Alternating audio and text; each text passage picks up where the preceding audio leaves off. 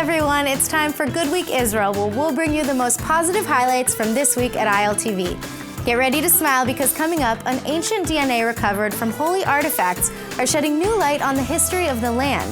A newly published research is proving that the Holy Land's connection with weed goes much further back than we thought, and winemaking undergoes an ecological facelift at Israel's Tavor Vineyards.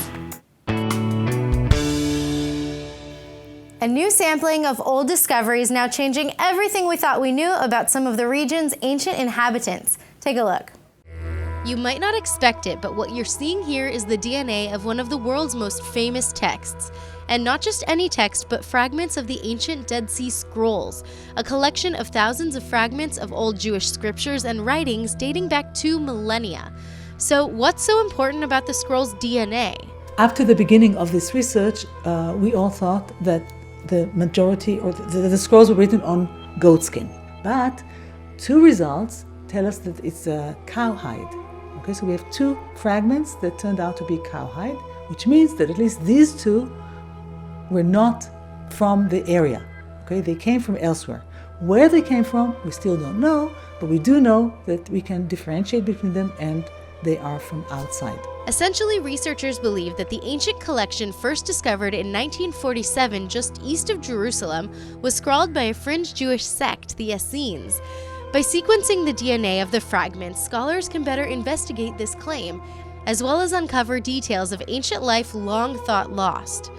This project made me reappreciate the materiality of the Dead Sea Scrolls, namely that the very material, the biological material of which the scrolls are made is as telling and as informative as the content of the text. And this is, I think, a very important lesson for all of us, that Second Temple Judaism, Second Temple Jewish society has been much more plural and multifaceted than many of us tend to think. Finally, as a side bonus, this new sequencing might also prevent future fakes from popping up.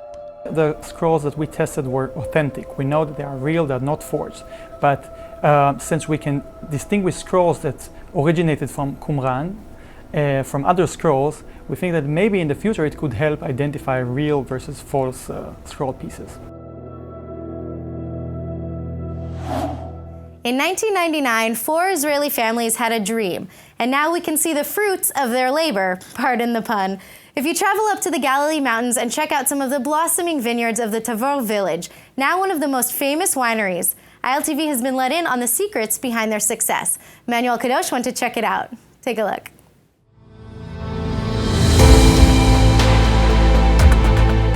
Wine has been produced in Israel since biblical times, and as of recently, over 10 million bottles have been produced every year. One of the main regions for Israeli winemaking is right here in the Galilee.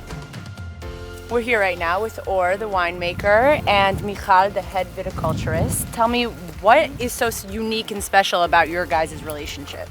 So I think that winemaking and viticulture is meant to be together. I mean, it's one science, one job. The science of growing grape and making wine. So a little bit over 7 years ago, you guys decided to make the switch to make all of your vineyards ecologically friendly. What does that technically mean, and how does that help make you guys so special? So in order to increase biodiversity, we did some major steps. One of them is to decide that we don't want anymore to spray the herbs, and we want natural flowers in between the vine rows. It's a great cover crop, and this cover crop is preserve the soil.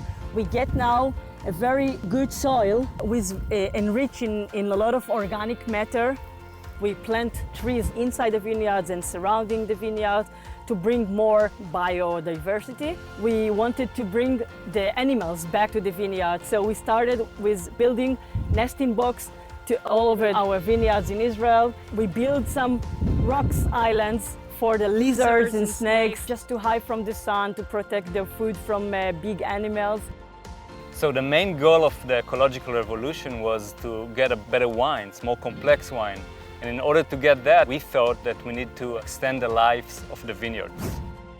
Tabor has vineyards spread throughout the country, from Mitzpe Ramon in the desert to the Jerusalem mountains, all the way to the Sea of Galilee and the Golan Heights. Specifically here in the Serene Heights, right? What kind of wines are you guys growing? Our Barbera for the rosé grows here. our Sauvignon Blanc, which is one of the best in Israel. We have a little Merlot and Syrah also. So these grapes that we're looking at right here, this one specifically, you can say that this one's Merlot? Yeah. And they're just little baby peas right now. They haven't fully grown or blossomed yet. Yeah, So how long will it take until you guys can really create the wine out of it? We're just after the flowering stage. Okay. And we are now in the fruit set, just before the verizon. After the verizon, the ripening process will begin. And then the winemaking starts. And then the fun starts, right? For you at least. All right, so we've been talking a lot about wine, and I'm kind of ready to try one. This is our rosé on the Adama series. Adama in Hebrew means soil. It's made out of Barbera grapes. It's a dry rosé. You can feel it's very aromatic, a lot of red fruit notes. Just for those who don't know, how exactly is rosé made? Is it used with red grapes, white grapes? How is it made? So we make rosé out of red grapes. The only difference between rosé and red wine is that with the skin contact, the time the juice is in touch with the skins is shorter. So it's a few hours. Right. Without fermentation. You get the color you want, then you separate, you press the grapes, and then you ferment it almost like white wine. So in style it's more like white wine, but it's made out of red grapes. So for people coming to visit, for whether it's at the visitor center or coming to maybe get a tour of the vineyard, when is the best time for them to come and arrive? Autumn, spring, So right now is the best time. best time. So anybody that's interested in coming, this is the time. Come grab a glass of wine and get to know everybody here. Oh yeah. Cheers. Cheers. Thank you. Welcome to our visitor center. Those are some of our wines. This is the Mount Tabor series. Very accessible wines, very easy to drink, day by day, You can find these in supermarkets, right? Around Yeah. the country and in America? everywhere. Everywhere. This is the Adama series, more sophisticated wines. The red are aged in oak, so around 12 months, and the whites are unique and more complex. And the rosé is what we drank earlier. Yes, your favorite one. My favorite. Those are a unique blend that we make, 2 red blends, and those are specific wine that we make for the visitor center. Also, we have our single vineyard series, which contain Marcellan, Tannat, Viognier, and Sauvignon Blanc. It's crazy to think that just over 20 years ago, the Tabor Wineries was a small boutique establishment, and now is one of the leading and most famous wineries in Israel.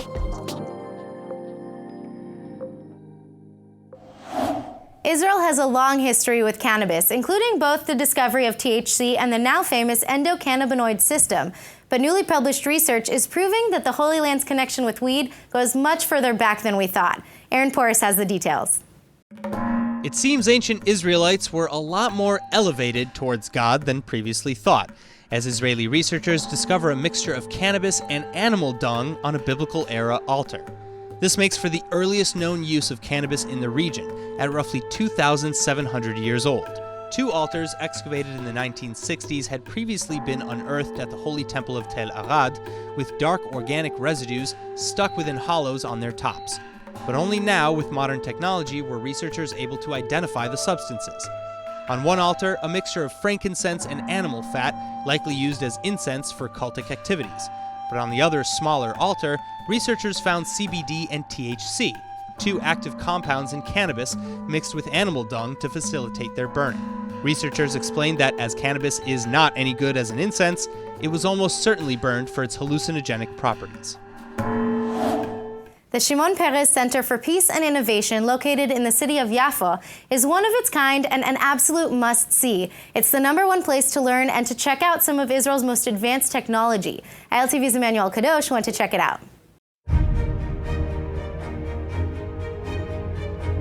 We're here right now at the Peres Center of Peace and Innovation. It's a leading nonprofit and non-government organization focused on developing and implementing unique and cutting-edge programs. The center was founded back in 1996 by the late president of Israel, Shimon Peretz, and develops impactful and meaningful programs with a focus on promoting a more prosperous Israel, highlighting Israeli innovation, and so much more. So, let's go check it out.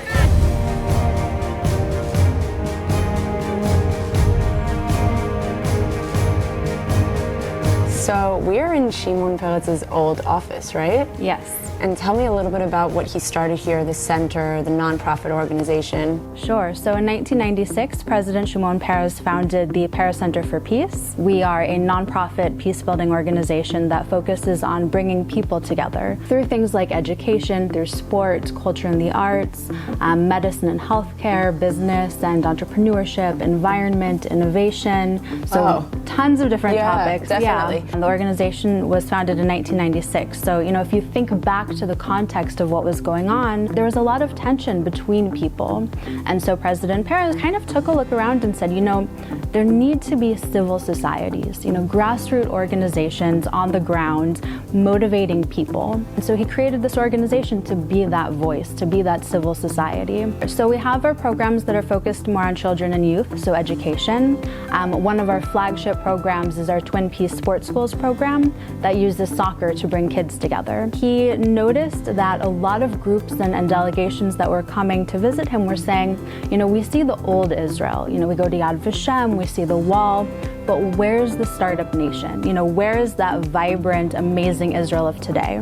And so he wanted to create a place to showcase Israeli innovation over the years. What I think is actually so interesting is that we're standing in his actual office with all of the artifacts that he has, with all of the medals that he has, and the fact that he has his Nobel Prize standing right there, his Medal of Freedom from Obama over there. It's just absolutely amazing. This thing is heavy, let me tell you, and I can't believe we're touching it. Like, Obama gave this to him. Yeah. I remember that moment. Yeah. I really, really do. I would love to go look around the center and kind of check everything out. For sure. Let's go. So this is the lobby. When people first come in, there will be a video rolling that gives a little taste for what they'll be seeing throughout the visitor center. So this is the second room that we are walking into, right? And this is crazy. Are you guys just kind of having a conversation with different innovative people? You know what? USB. I used you a lot, sir.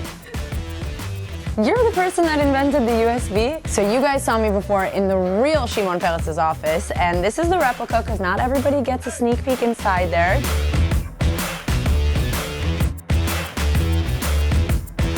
So these are the 100 milestones throughout Israeli history, and you use these circles to scroll onto a specific thing. This is from the personal collection of Dov Moran, who invented the USB flash drive. This is ICQ. We all have nostalgia for ICQ. And this is so old school. It's such a throwback. The computer screen, the keyboard. I love this place. You get to learn so much about Israel, about Israeli high tech, about Israeli culture. It just makes me even more proud to be Israeli. I can't even explain it. Yeah. And here we showcased 45 current Israeli startups. They competed to be showcased on this floor. We had about 300 applications. This is a startup called Hargol, which has figured out how to reduce the incubation period of grasshoppers from 40 weeks to 2 weeks. They are a great source of protein. They are kosher and halal.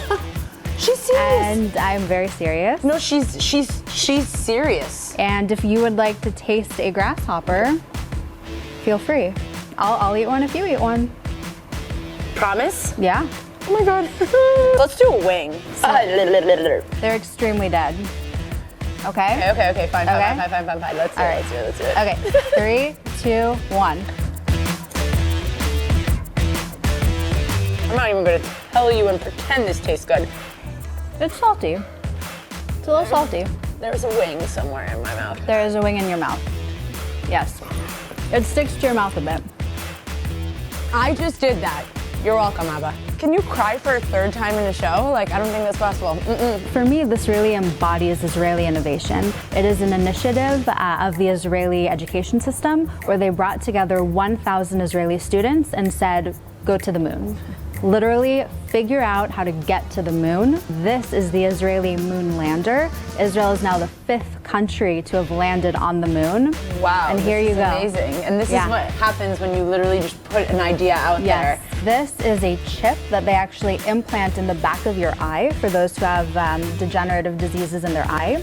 And then it actually allows the glasses that you wear to show what your eye is seeing. So it helps people who are going blind see. So this is definitely life-changing.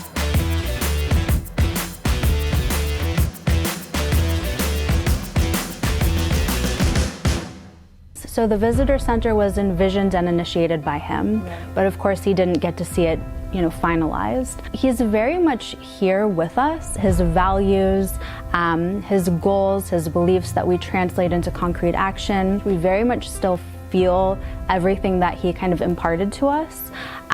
There is a sense of, missing him. Right. He was here in this office, every day. We definitely feel him being in this office right now. Yeah. Since the establishment of the state, Israel has suffered from an ongoing shortage of water. Well, the Shafdan wastewater treatment plant tackles that problem by recycling wastewater into precious resource for irrigation. Israel is known for going above and beyond at making the most out of its natural resources. And for a country that's mostly desert, water becomes its most precious commodity. Water is the most important substance on Earth, a requirement of the living organisms all around us. In recent years, Israelis have been at the forefront of wastewater recycling, reclaiming the preponderance of the sewer water generated here in the country. Today, we're going to pay a visit to one of the largest and most advanced water treatment systems in the world. This facility actually focuses on the purification and the recycling of wastewater, right? But only for Israel's central region. Yes, is that what correct? we call down region. And how many people actually live in the center? Most of the Israeli population is focused in the center, right? We talk about almost 3 million people. All of the sink water and the shower water and the washing machine actually all arrives right here to this facility. Right. They're coming to reading in Tel Aviv to our main pipe, 84 inches. It's a huge pipe that brings all the raw sewage to our plant. 400,000 cubic meters of sewage arrives daily to the plant via a pipe that spans a whopping 19 kilometers. So there's quite a few steps in order to purify this water, right? Yes. Let's go there now. Let's check it out. Now we're going to visit the pre-treatment. Okay. We will see how we remove the oil, the scum and the filth. The first machine, that's the bar skin. Here we remove all this heavy screening stuff that's coming with the raw sewage. A little bit of a funky smell, not gonna lie, over here. See? Yeah, well this is where all the wastewater comes, so you can imagine that it smells not so great. I promise you it will become better. Yeah. That's a good separator. Here we separate between the grit to the water. The water will be back to the process by the purple pump. Here all the small pieces that were inside are removed by this hydroxychlorine. Once that happens, sand and particles are removed and the plant's system routes the water to the next phase of the purification process. All the water that's going in our pipes are always purple pipes. That's very important to remember. When we see a purple pipe, we don't drink this water. Or raw sewage, or effluent, or reclaimed water. Anyhow, we don't drink the purple pipes all around the country. Here in the channel beside us, we mix the raw sewage after the pre-treatment. They come and mixed with the sludge that's coming from the clarifiers. The sludge, which is rich in waste-eating microbes, settles in with the water for about 12 hours in the biological aeration tanks, and is then sent to the primary clarifiers where the sludge settles to the very bottom of the basin. We are here beside the demonstration of the real thing. We can see here the clarifier that look like conus. That's the clarifier beside us. Here the effluent will stay on the surface and the bacteria will settle down.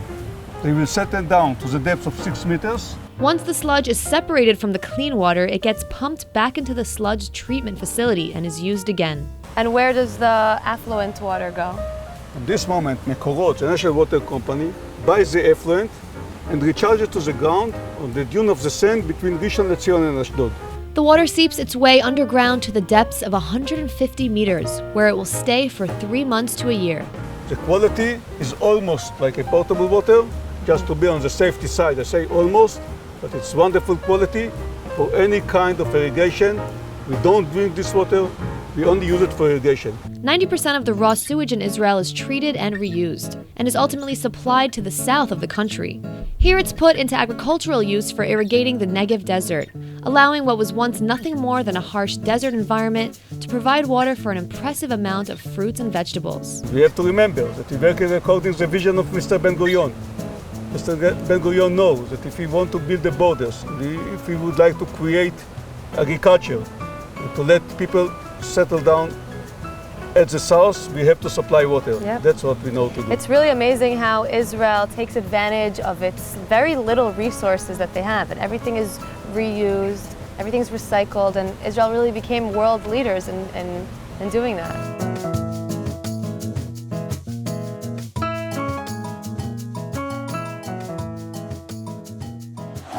How private are you? Well, in today's high-tech world, many are wondering how much control do we even have over our own privacy? Well, an amazing Israeli startup is now looking to put some of that power back in your hands. Aaron Porras has the story. We see it all the time in our favorite futuristic thrillers. Biometric tech like facial recognition abused by some corporation or government authority. Well, that future may be closer than we think. So it's a good thing that DID has your back. Using its incredible AI technology, photos and videos are replaced with slightly altered computer-generated images. Just different enough so that facial recognition software fails to identify you, but not altered enough to affect analytics that companies commercially use. The increasing use of facial recognition prompting regulators and human rights advocates to push for tighter protections over personally identifiable information, or PII. Such information, including your face, age, gender, and ethnicity, are considered sensitive personal data. Yet it's used every day, sometimes without our consent. Retailers use it to better market to us, and governments use it to track us or even give us ratings, like in China. But by using DID's so-called smart anonymization solutions, companies can monetize publicly recorded imagery while complying with international restrictions such as HIPAA and the EU's GDPR. Well, that's all for today's Good Week Israel. I hope we've helped you start your week off with a smile. I'm Nittany Manson, and see you next week.